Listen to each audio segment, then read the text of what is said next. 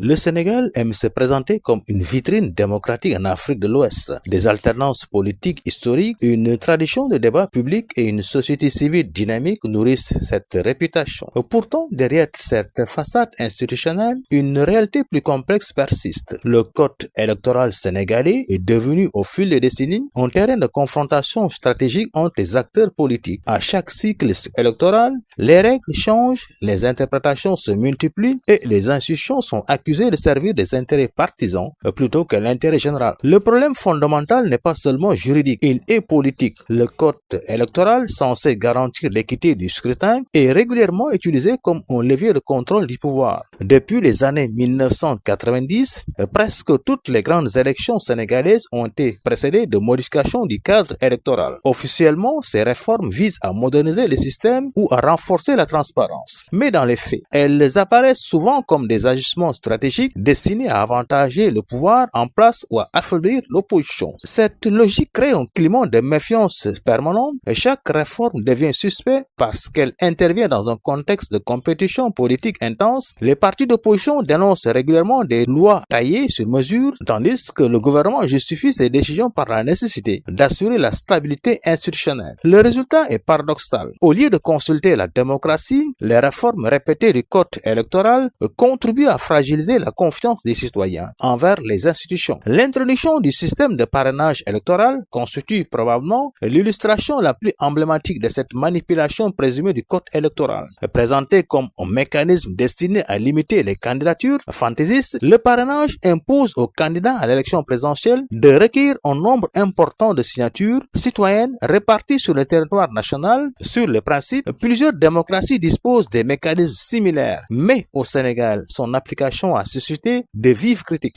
L'opposition accuse le pouvoir d'avoir transformé le parrainage en filtre politique. Des candidatures majeures ont été invalidées pour des motifs techniques, doublons, erreurs administratives ou signatures jugées non conformes. Les contestations ont été nombreuses, notamment parce que le processus de vérification manque parfois de transparence. Pour beaucoup d'observateurs, le parrainage a déplacé la bataille politique du terrain électoral vers le terrain administratif et judiciaire. Le Conseil constitutionnel occupe une place centrale dans les controverses électorales sénégalaises, chargée de valider les candidatures et les résultats. Cette institution est régulièrement accusée de partialité. Chaque décision importante provoque des réactions politiques violentes. Lorsque certains candidats sont écartés, leurs partisans dénoncent une instrumentalisation de la justice. À l'inverse, le pouvoir insiste sur le respect strict de la loi. Le problème tient moins à l'existence des règles que la perception de leur application sélective. Dans une démocratie, la crédibilité des institutions dépend autant de leur impartialité réelle que de la confiance qu'elles les inspirent. Or, au Sénégal,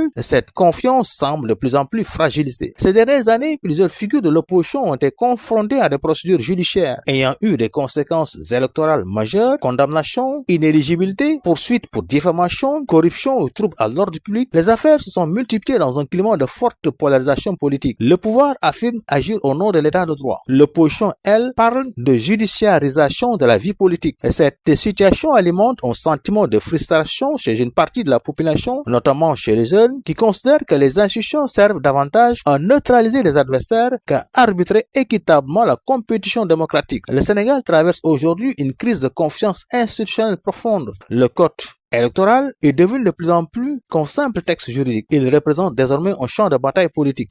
Chaque camp cherche à interpréter les règles à son avantage. Le pouvoir invoque la légalité, l'opposition invoque la légitimité populaire. Entre les deux, les citoyens assistent à une guerre institutionnelle qui risque d'éroder durablement la confiance démocratique. Le plus inquiétant est peut-être la banalisation de ces pratiques. À force de voir les règles modifiées avant chaque élection, les citoyens finissent par considérer la manipulation institutionnelle comme normale. Or, une démocratie ne se mesure pas seulement à l'existence d'élections. Elle dépend aussi de la stabilité des règles du jeu, de l'indépendance des institutions et de l'égalité réelle entre les compétiteurs politiques.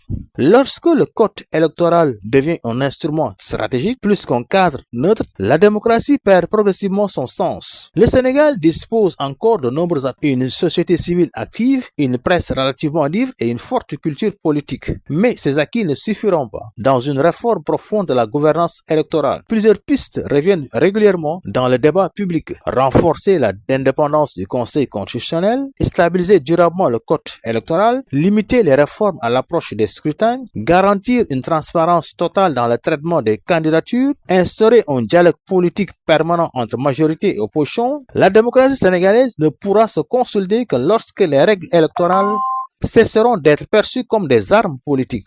Car dans toute démocratie véritable, l'essentiel n'est pas seulement de gagner les élections. L'essentiel est que tous acceptent les règles du jeu comme étant justes.